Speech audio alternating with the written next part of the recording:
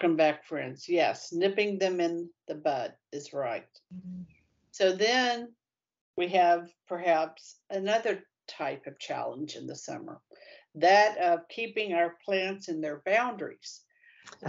We have roses, climbing roses. Oh, Ted spent, the crepe myrtles need to get back. They don't need to be hitting the roof. They need to be in their boundaries, these sorts of things. And it's and sometimes it is hard. So training up the tomatoes to bear more fruit, you cut off some of the stalks, some of the vines that can bear, and they have little flowers on them, and that seems so sad, but it's to the benefit overall of the health of the garden.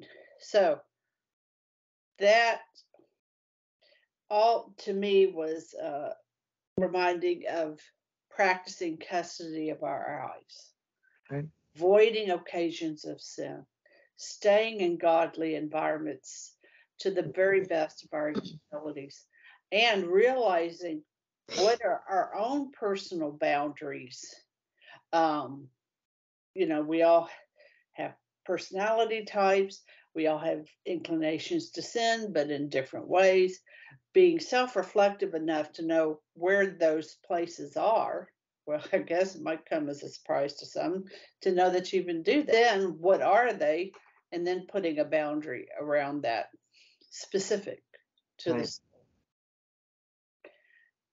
Then And I think it's interesting the way that you were saying that in regards to those little adages, right, that have become so unpopular now because, having good custody of the eyes, avoiding the near occasion of sin, stopping a bad habit before it starts, all of those little things that were ingrained in us.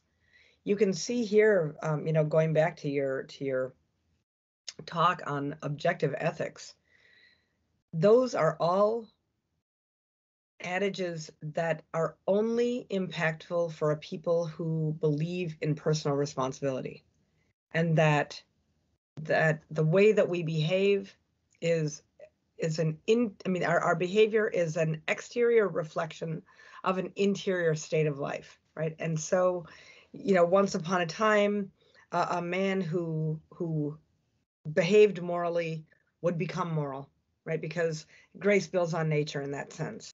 We are becoming, rather than recognizing that we have interior faults, we are being told over and over again that these faults that we have are actually virtues, right? So like that plant that you were talking about, that why would you ever cut off a limb that has buds on it? Well, you cut off a plant that has a limb that has buds on it because maybe it's going to grow into your window, right? Or like we are not just to become, we're not just, I don't know, how do I say this?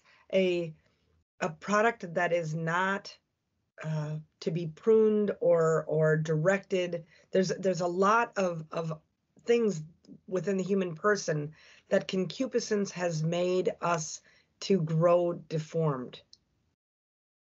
And now modern day world, and you can see it in the art world, right? The absolute destruction of art, these things that they parade in front of our eyes and tell us, oh, this is beauty. Oh, and you can't say that's not beautiful. Just because you don't think it's beautiful doesn't mean that somebody else doesn't think it's beautiful. Well, no, everybody objectively recognizes that is bad, right? And that it's deformed or that it's disordered in some way. But we want to lie to ourselves and accept the deformity as beauty.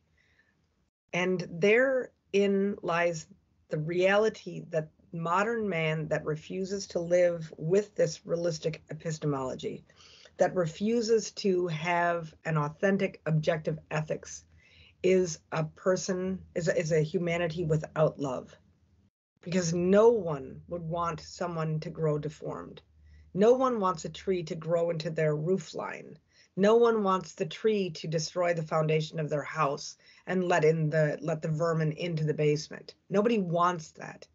And yet we're living now in a world that tells us, oh, no. You do want that. It's so good to want that, right? Because those are good things. Look at how beautiful that could be, but it's backwards. And those of us who, by a particular mercy of God, are capable of recognizing this must make sure that we maintain those boundaries, that we do instruct and inculcate the necessary, those little axioms that have such value to the interior and exterior development of the human person.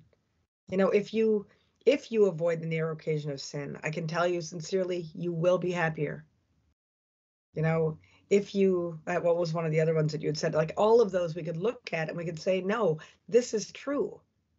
You know, if I say kind words, you know, I'll become kind. And let's be very clear, kindness is not niceness. Kindness is always formed on charity. And sometimes the charitable word in the mind of the modern seems cruel. In the same way that you were saying before, that it seems cruel or weird to cut off that plant to keep the rosaries in its the roses in its boundaries, or the crepe myrtle from wrecking your roof, or any of those things. It's not a cruelty to anyone who knows why you're doing it. That's right. That's right. Fertilizing specific to the plant. When we see yellow leaves, could there very well be too little iron? Same to us. We need the nourishment of the Eucharist, a variety of different type of retreats, good books, conversations with good and holy friends. Then we need protection, staking to protect from high winds. And that protection is something I learned with my garden this year. I had a loved one put different types of boundaries for the plumerias with these high winds we've had, and it's done a beautiful job. So that protecting is, again, unique. Do you hear how much, I mean, specific, unique, personal? The Lord doesn't save us in an aggregate sense. Right. His salvation is open to all, of course, but he saves us in the particular. This is in the particular. So this I have found to be true, my friends. Times of adoration provide the support during high turbulence. So you will have those moments in your life where you can go to adoration and you can avail yourself of this bridge, because there will be these times such as sickness or government lockdown, or maybe when unemployment, that might open up time for employment, adoration, but maybe you will be called to have to put in 60 or 70 hours at a job, you know, and that too is a turbulent time when you have to work so much, or inflation, right? Prices.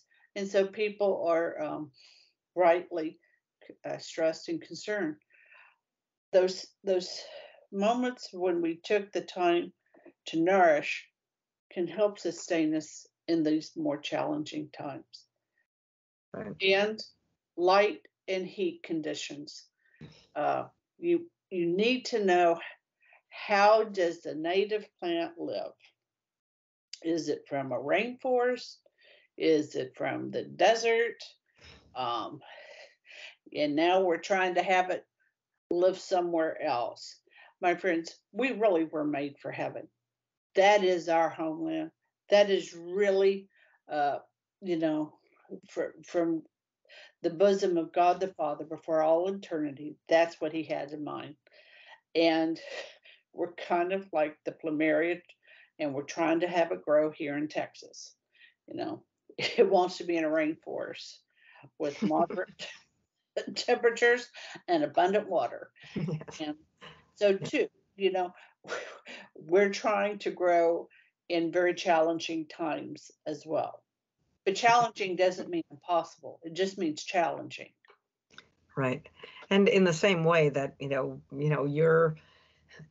you're capable of creating rainforest-like conditions for your beautiful plumeria, God is even more capable of supplying what we lack. We live here at his good pleasure. He longs for us to be here. We're not planted in the wrong garden. We're planted exactly where he wanted us to be. And so consequently, whatever is needed, as him being the master gardener, we can have 100% confidence that he will have foreseen any of the needs that we're going to have. And when they're presented to us, the grace is going to be necessary to get us through each and every one of what could appear to be an insurmountable hurdle for us. I think, though, that there is an element in life that is just tenacious. God has made everything to want to live. And I think that we would have to say that there is a disorder when that will to live is gone, right? That's not the natural state. Unfortunately, we do live in a time where many people are losing their will to live, and that is something that we do have to look into. Why would that be? And I think an honest assessment would be that there is a true lack of charity, and that maybe what you were talking about before, in terms of these provisions that are made, that you have recourse to these times where growth is really possible, to take advantage of those for the down times, right? It's why way back in the day, our ancestors would have had rain buckets, right, or cisterns, so that in case the rain didn't fall from the sky, they could pull it from a bucket in their backyard, right? I mean, they foresaw those provisions. But I think we're becoming a people who, church has this term called the economy of salvation, right? That nothing is wasted.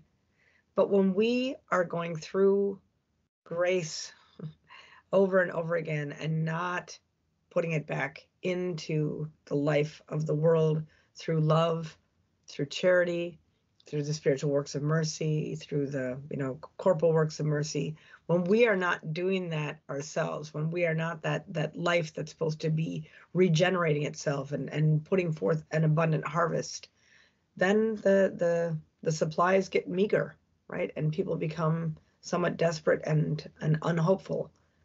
And that's where that point is, that tipping point in summer, right? Where we had that a beautiful early abundance of the cherry tomatoes, and we thought, oh, this is so easy and it's so great. And then what? Like, what do you mean there's a drought? What do you mean there's a windstorm coming? What do you mean, the harvest has been destroyed by hail? What is that? And how do we reconcile ourselves to that? And I think it's at that point that we had to have been a people that was mindful of the economy of salvation, that we made sure that we were prepared with adequate supplies to get through the down times, because it's those things that keep a human person hopeful in adversity. That's right. That's right. All right, my friends, we will continue in this train of thought in the next episode. Till then, fides, Oratio.